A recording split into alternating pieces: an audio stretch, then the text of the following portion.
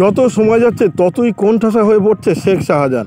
ইতিমধ্যে সিবিআইয়ের হাতে গিয়েছে শেখ শাহজাহান এবং তিনি গতকাল রাত্রে ঘুমাতেই পারেননি, এমনটা জানা যাচ্ছে বিভিন্ন সূত্রে।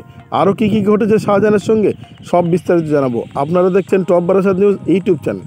জামিন চেয়ে ফের একবার কলকাতা হাইকোর্টের দ্বারস্থ খাসাবন্দি সন্দেশকারীর বাঘ।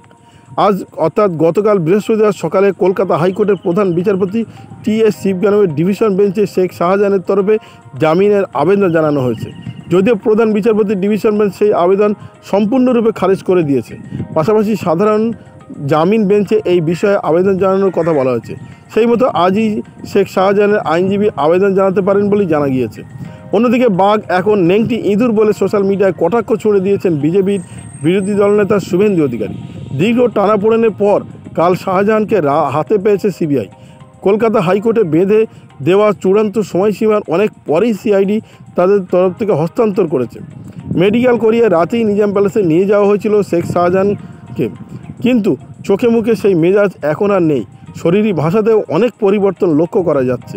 সে বিষয়টিতে তুলে ধরেছেন সোশ্যাল মিডিয়ায় কটাক্ষ ছুড়ে দিয়েছেন বিরোধী দলনেতা শুভেন্দু অধিকারী। যা খবর, বুধবার সিবিআই হেফাজতে ঘুম হয়নি শেখ শাহজাহানের, গভীর রাত পর্যন্ত জেগেই ছিলেন, এমনটা বিভিন্ন সূত্রে জানা যাচ্ছে। ঘরের বাইরে কেন্দ্রীয় বাহিনী কড়া প্রহরা চলছে। তুলনামূলক অনেক বেশি বাহিনীকে মোতায়েন করা হয়েছে এখন। তবে নিজাম প্যালেসের যে ঘরে বুধবার রাতে রাখা হয় শেখ শাহজাহানকে, সেখানেই গ্রেপ্তারের পর রাত কাটিয়েছিলেন পার্থ অনুব্রতরা। ক্লান্তি থাকায় বুধবার রাতে আর জেরা করা হয়নি শাহজাহানকে, কিন্তু বৃহস্পতিবার সকাল 11টা থেকে জেরা পর্ব শুরু হয়েছিল। সকালে চা বিস্কুট, পরে রুটি সবজি দেওয়া হয়। যদিও ব্রেকফাস্টে শেখ শাহজাহান সিবিআই আধিকারিকদের কাছে ভাত খেতে চেয়েছেন বা আবেদন করেছেন, যদিও তা দেওয়া হয়নি। অন্যদিকে সন্দেশখালী থানায় সিবিআইয়ের একটি টিম গতকাল সকালে গিয়েছিল, সেখান থেকে সমস্ত নথি তারা সংগ্রহ করেছে। পাশাপাশি শেখ শাহজাহানের ফোনের কল হিস্ট্রিও সংগ্রহ করা হয়েছে। বলে রাখা প্রয়োজন, গ্রেপ্তারের আগে কিংবা পরে গত 55 দিন একাধিকবার কলকাতা হাইকোর্টের দ্বারস্থ হয়েছে শেখ শাহজাহানের আইনজীবী। কখনো আগাম জামিন চেয়ে আবেদন করেছেন, আবার কখনো জামিন চেয়েছেন সরাসরি। যদিও বারবার আদালত আবেদন খারিজ করে দিয়েছে। ফের একবার জামিন চেয়ে কলকাতা হাইকোর্টের দ্বারস্থ হয়েছিল সন্দেশখালীর বাঘ শেখ শাহজাহানের আইনজীবী। এখন দেখার আদালত কি নির্দেশ দেন। আপাতত গতকাল খারিজ হয়ে গিয়েছে শেখ শাহজাহানের আইনজীবী যে আবেদন করেছিল তা খারিজ করে দিয়েছে। এখন দেখার বিষয়।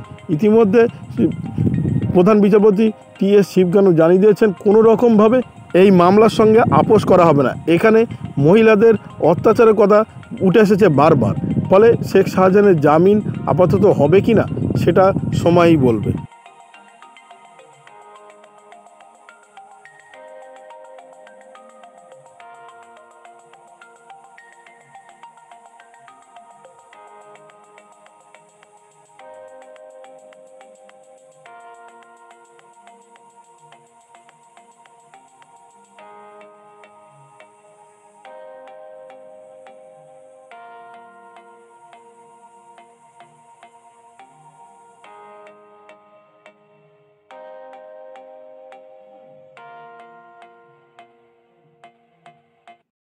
ভিডিওটি আপনার কোনো প্রকার উপকারে লেগে থাকে অবশ্যই লাইক, কমেন্ট, শেয়ার করবেন। সেই সঙ্গে চ্যানেলটি সাবস্ক্রাইব করার অনুরোধ রইল। সবাই ভালো থাকবেন, সুস্থ থাকবেন।